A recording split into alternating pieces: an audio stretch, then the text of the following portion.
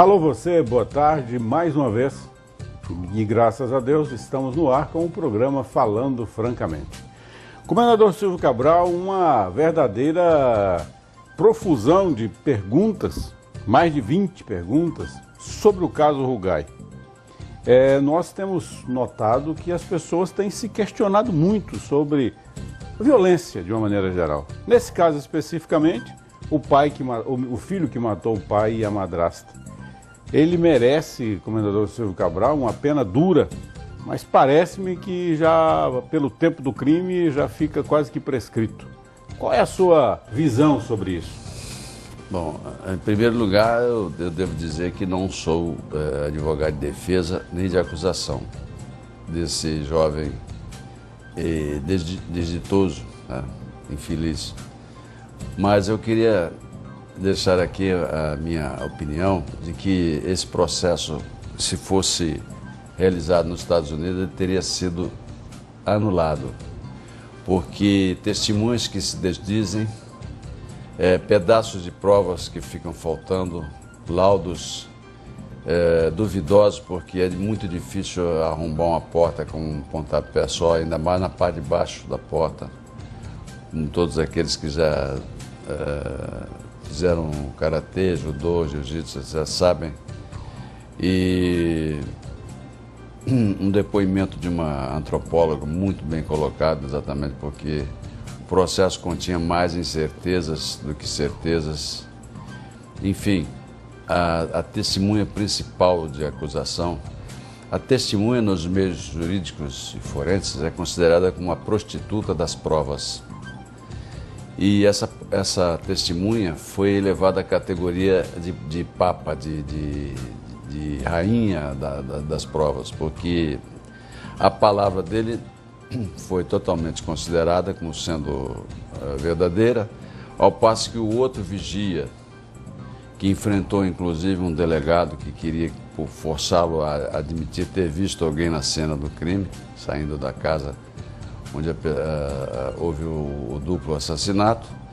Ele enfrentou o delegado dizendo que não havia visto, ele estava lá no mesmo horário e talvez até mais bem colocado, e sabe-se também que a distância e as condições de iluminação eram precárias para que se pudesse distinguir as pessoas, saber visualizar a ponto de reconhecer uma determinada pessoa.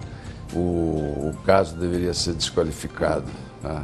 Eu acho que esse processo teria que ser anulado devido às inconsistências e às irregularidades da perícia e, entre outras coisas também,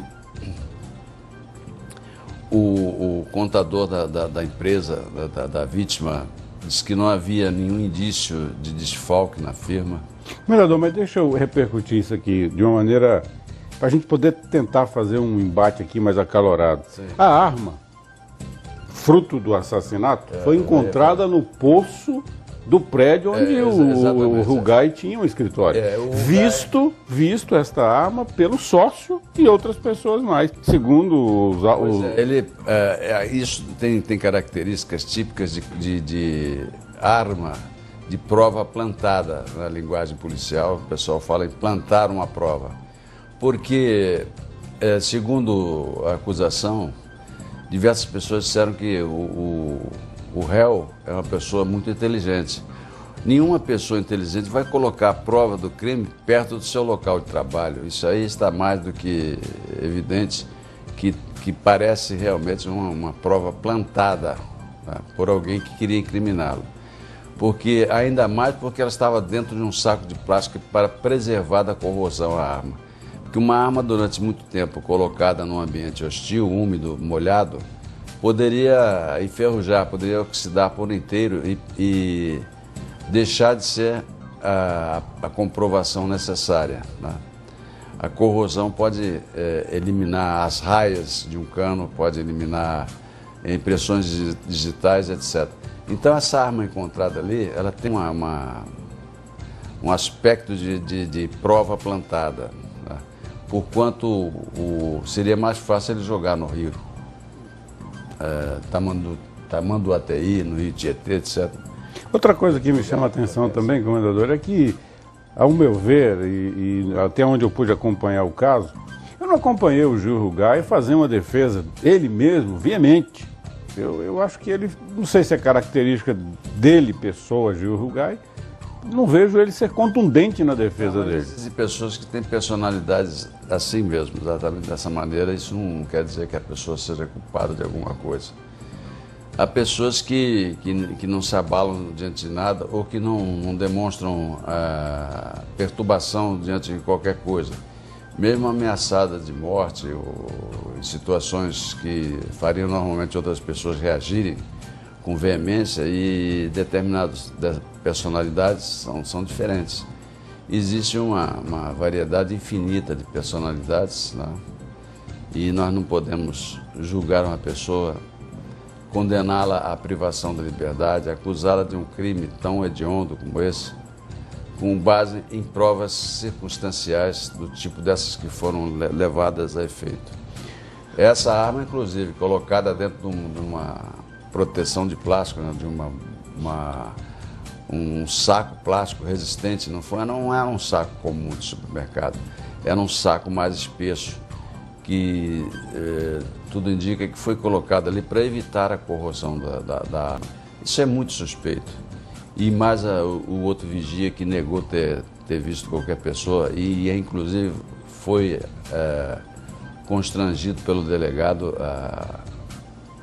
a afirmar que havia visto alguém. Essas coisas todas tornariam esse processo anulado se isso acontecesse na Europa, nos Estados Unidos. Eu quero apenas considerar que nós, cidadãos, estamos à mercê de pessoas que querem mostrar um efeito de protagonismo. Eles querem ser protagonistas de uma grande façanha, provar que alguém matou duas pessoas, mesmo que ninguém tenha visto, mesmo que o réu não tenha confessado. Isso é muito perigoso para a sociedade. Vamos tentar analisar isso, comendador, do ponto de vista da filosofia popular. A população precisa ver incriminado e preso essas pessoas, porque é um crime hediondo que vai a júri popular, cria uma comoção nacional. Está no inconsciente coletivo a necessidade de ver isso julgado rapidamente? Mas a justiça deve ser feita visando apenas a justiça, a equidade, independente da comoção popular, independente de qualquer coisa. Não se pode condenar uma pessoa porque as demais pessoas, a população, está pedindo vingança, está pedindo sangue. Isso aí seria a antítese da justiça.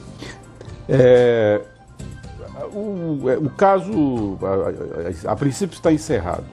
Ele certamente não cumprirá uma pena, porque já tem um período do crime. E pode haver reviravoltas também, pode ser o caso de que o tribunal resolva anular esse julgamento e mudar as características do mesmo, porque essas irregularidades são muito graves.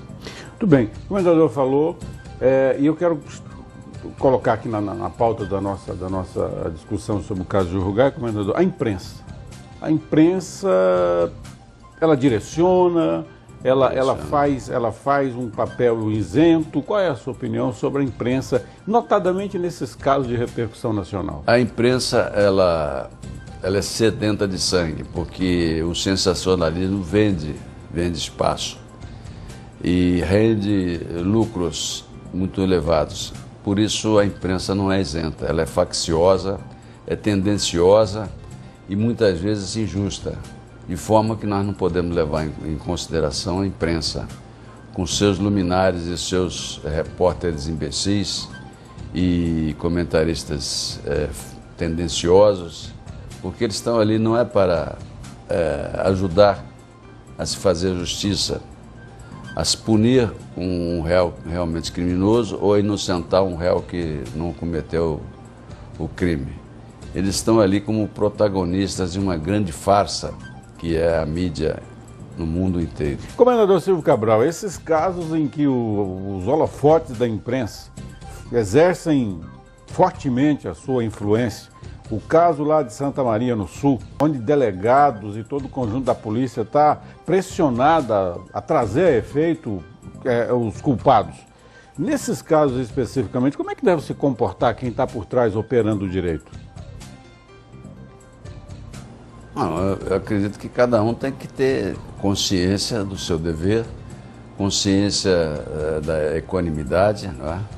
Buscar a justiça, buscar a verdade e seguir em frente, né?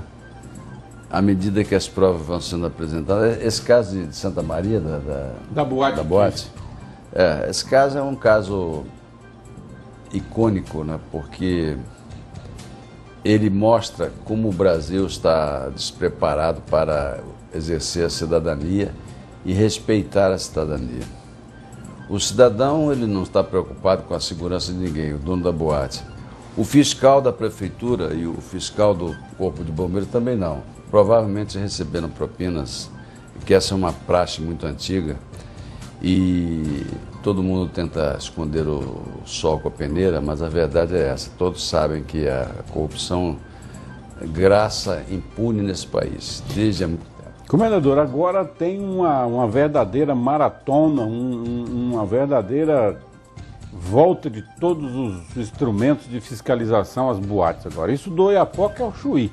Eu tenho notícia de fiscalização rigorosas no Pará, em todo canto. Isso por si só não basta. Se não conferir ali o equipamento que tem dentro, a maneira de se comportar. Vai que tenha portas de saída, portas de segurança para saída, mas que o material é inflamável e que o comportamento essas portas não esteja funcionando.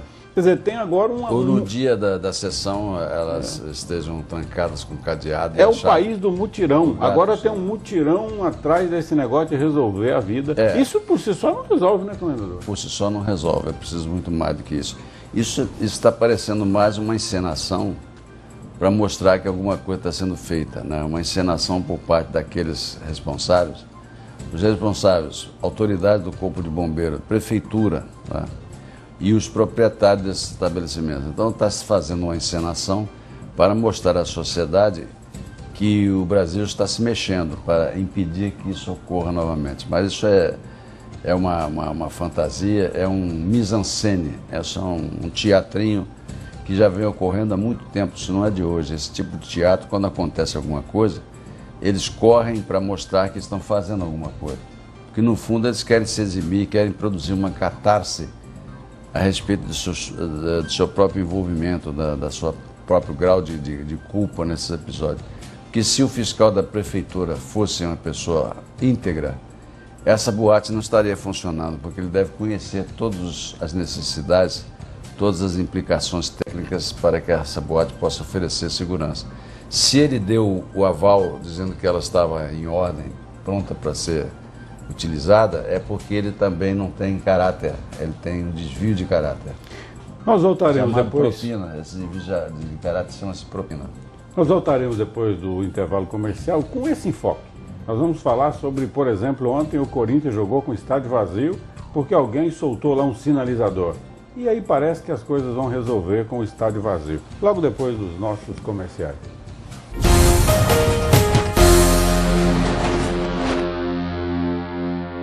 A Sicomex intermedia o acesso às instituições financeiras nos processos de captação de recursos para seu empreendimento, elaboração de projetos para financiamentos de curto, médio e longo prazo, projetos de investimentos empresarial e rural, financiamento de armazéns de cereais, frigoríficos, aviários e reflorestamento, financiamentos para implantação de empresas no Distrito Industrial de Sinop, intermediação de negócios, credenciada ao Banco do Brasil, Banco da Amazônia e Banco Sicredi. Sicomex, presente para o futuro. Fone 35310456.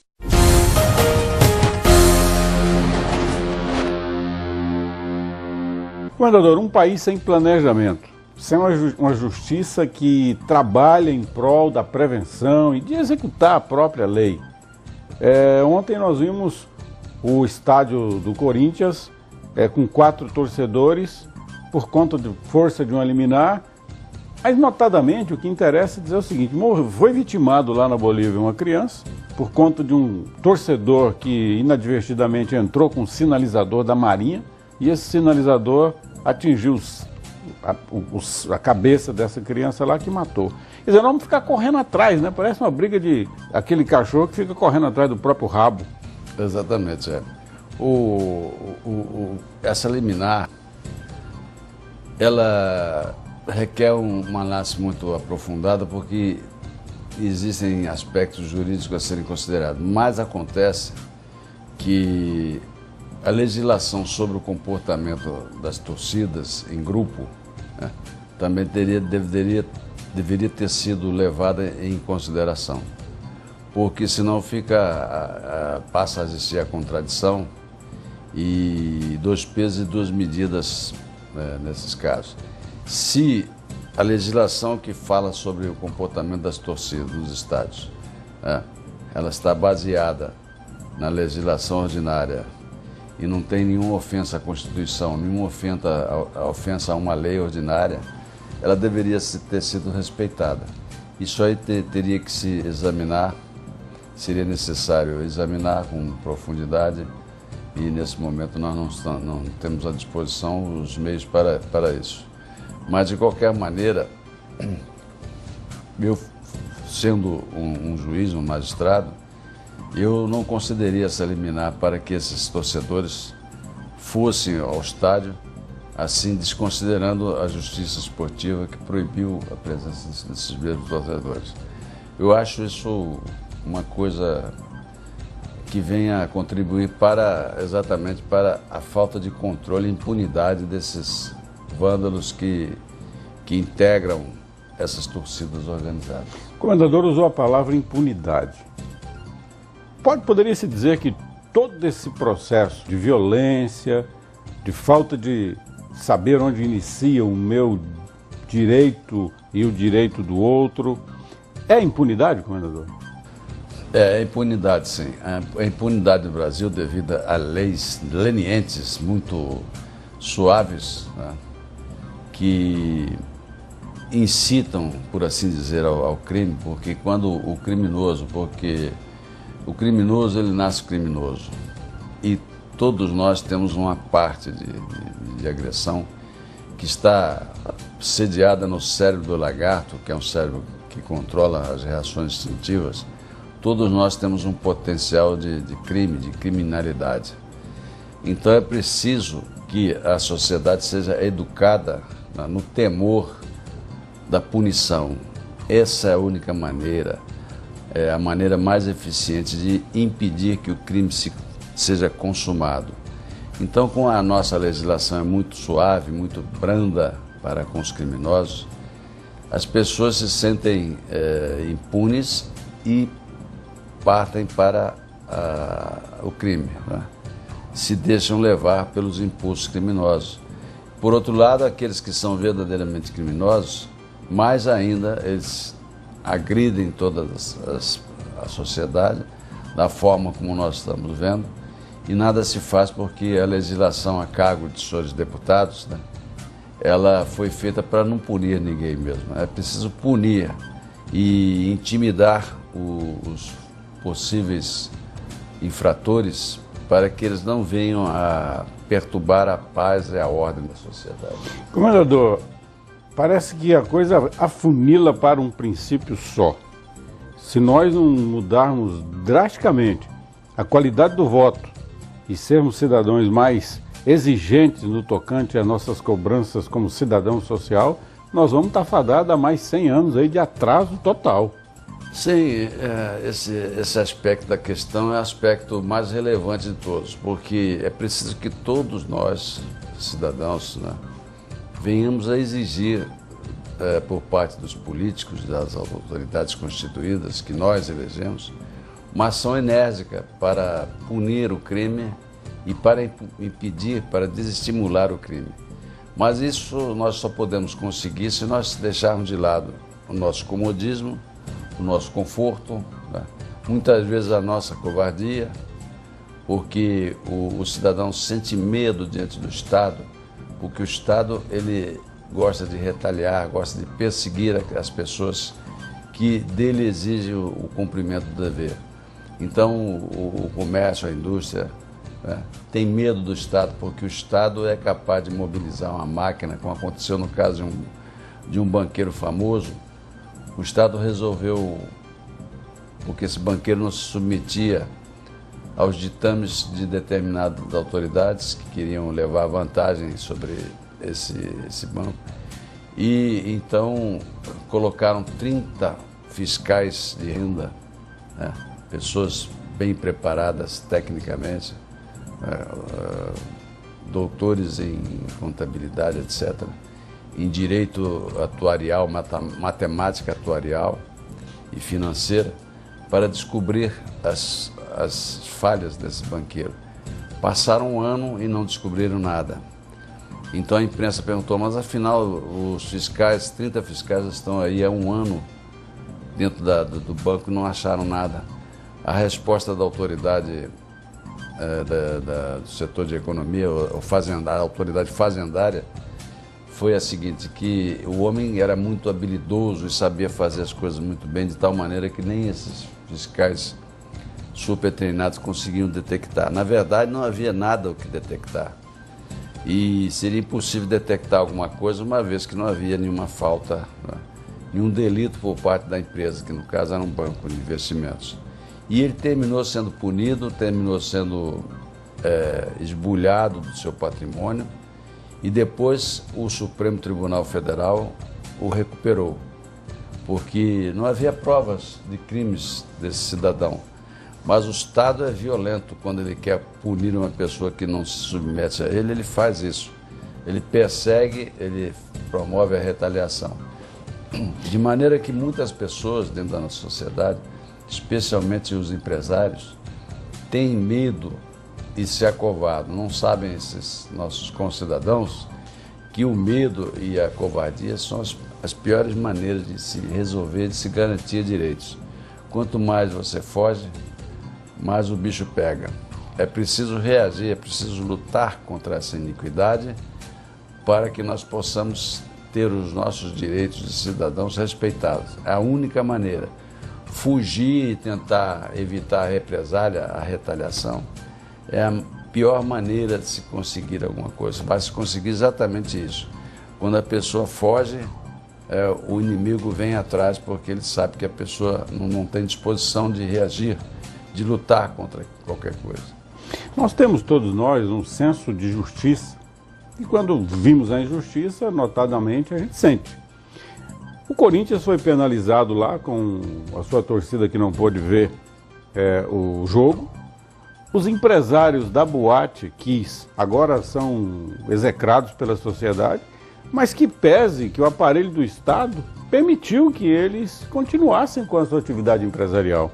Então, a gente não pode ser levado, como o comendador está colocando, por essa torrente de informações que nos vem e que coloca a pessoa lá no madeiro, sendo que, na verdade, é preciso, antes de mais nada, haver essa análise de que o Estado foi, no mínimo, conivente com a morte de mais de 200 de pessoas. Eu acredito que ele foi mais do que conivente. Ele foi o responsável, em primeiro lugar.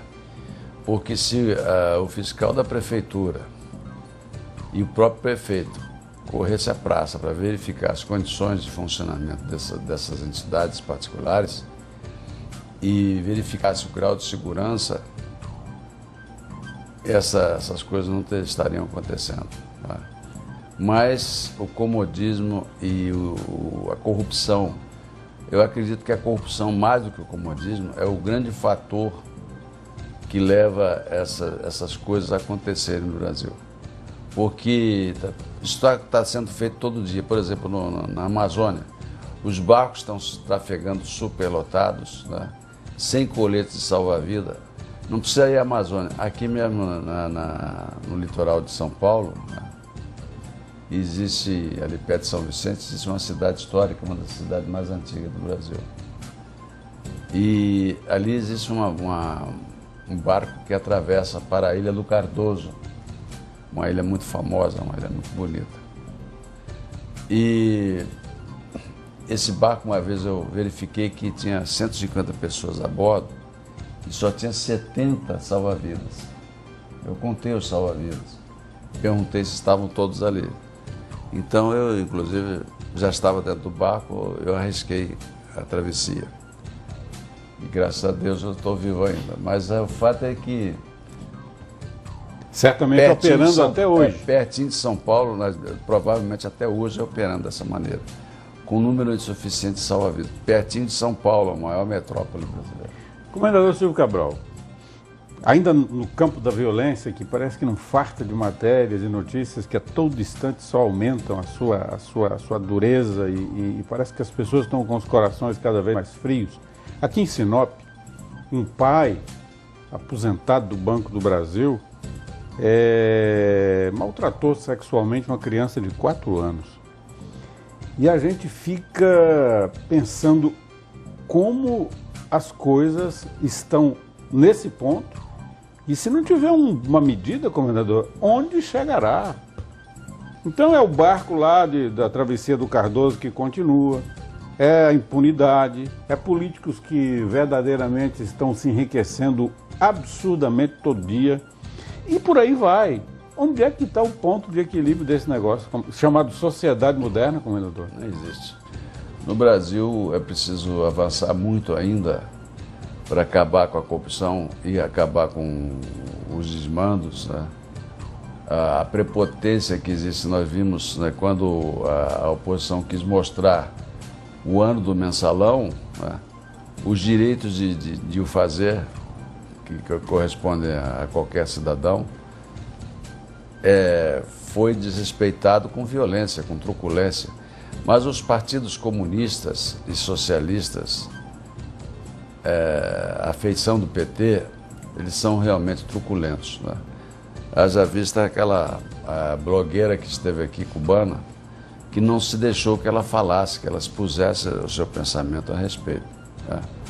Uma claque, uma perseguição medonha por parte de petistas, dando apoio ao ditador castrista que não tem respeito aos direitos humanos, né? Família Castro, os irmãos Castro, que são dos ditadores mais sanguinários que esse mundo já conheceu. No entretanto, estava lá um grupo de canalhas impedindo a blogueira cubana de expor o seu pensamento e a sua experiência em Até Cuba. dizendo que ela era financiada pelos Estados Unidos, né? Sim, de forma alguma. Ela é contra a principal medida americana, que é o bloqueio de Cuba. Ela acha que isso favorece os Castro, que tudo que os Castros dizem que isso é culpa do bloqueio americano. Nando, mas e a questão da violência, notadamente na sua análise? Isso tem um conserto imediato ou é patologia social mesmo? É uma patologia social porque a sociedade está muito doente. A sociedade deixou de lado, ignora a grande lei, que é a lei do amor, que é a lei de Deus. A sociedade está muito materialista. A sociedade acredita em Big Bangs e partícula divina, como se existisse uma partícula divina no meio daquilo que não é divino. Tudo que foi criado por um ser superior, supremo, e infinitamente poderoso, dotado de uma inteligência absoluta, que escapa à nossa compreensão, mas é óbvio que não é possível se obter nada do nada. Do nada não sai nada. Isso já é um axioma científico. Então, é o quadro que nós estamos vendo, em que o ser humano deixa vigorar o seu cérebro do lagarto, né, baseado só no instinto, baseado na resposta imediata contra qualquer agressão, e tornando-se ele agressivo ao ponto em que nós estamos vendo hoje em dia. No trânsito, pessoas consideradas normais, né, dentro da sociedade, que são capazes de assassinar outras pessoas devido a uma altercação no trânsito, uma coisa mais inconsistente possível, mais fútil. Muito bem, programa Falando Francamente, querendo de fato colaborar, contribuir com as suas reflexões para melhorar esse mundo. Chega ao final, obrigado pela sua audiência e até semana que vem. Tenham todos um bom final de semana.